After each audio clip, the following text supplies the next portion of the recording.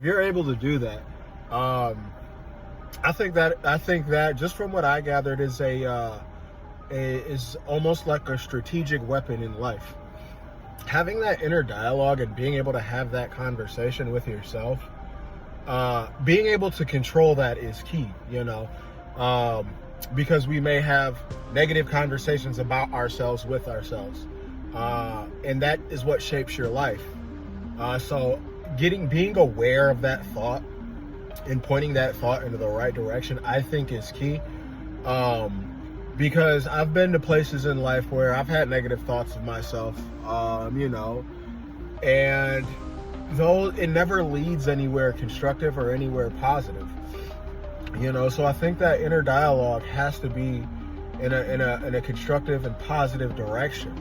What are you thinking about most of the day? What are these thoughts, consist of? Everybody's heard about the law of attraction, positive affirmations, things like that.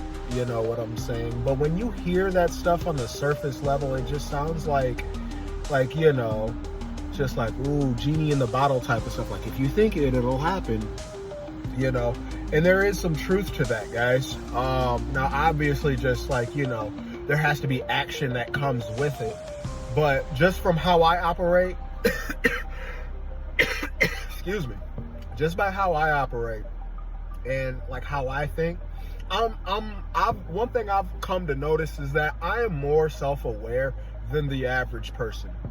Now, I don't say that to be, what I'm saying, like I'm just like, cognitively above most people or anything like that.